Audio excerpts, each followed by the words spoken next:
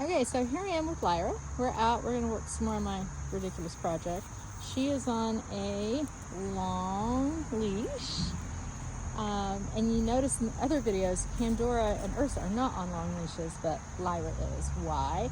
Because Lyra is a year old. Actually, she's 18 months old.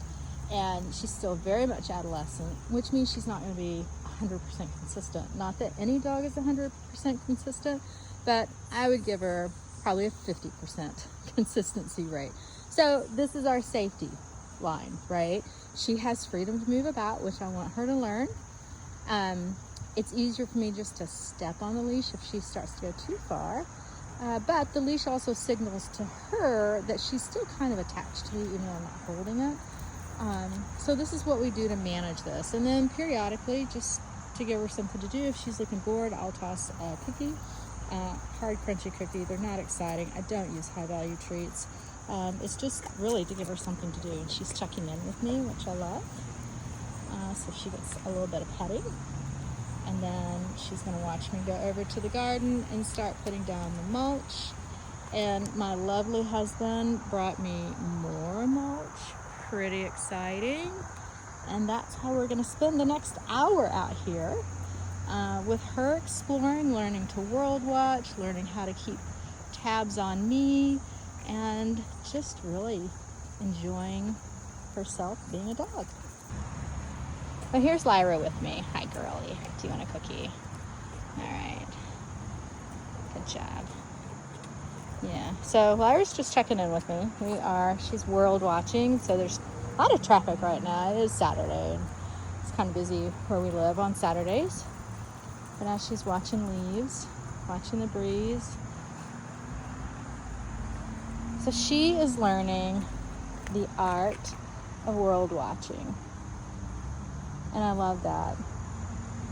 I love watching these older adolescents practice their skills, practice what their genetics are telling them to do.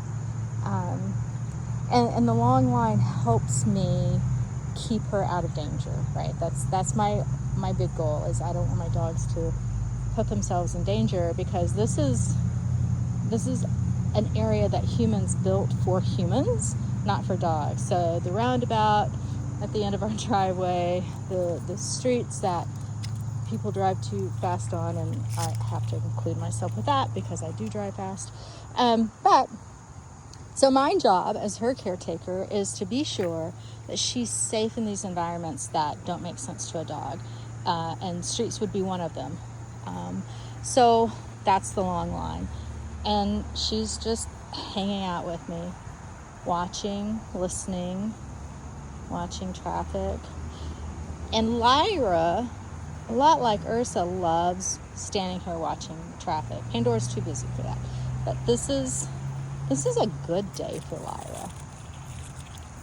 And I'm gonna let her wander. So that's as far as I really like them to go. So she investigated, and then she came back to the driveway, which is my preference. So if you look, there's a car leaving out of the driveway. And she ignored that because she's busy sniffing. So she's ahead of me. You can see the leash moving.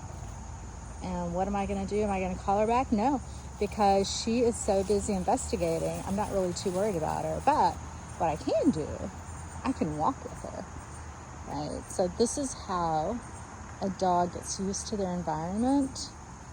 I'm not going to be reactive. I'm not going to correct. Good girl. I am going to acknowledge her when she looks at me, right? I didn't give her food. I just acknowledged her, and she turned back toward me, right? So she's doing a great job of understanding and figuring out what does it mean to be in this world, partnering with this human. Hi, sweetheart. And she's going back into the other part of the driveway. So I'm going back to my mulch pile.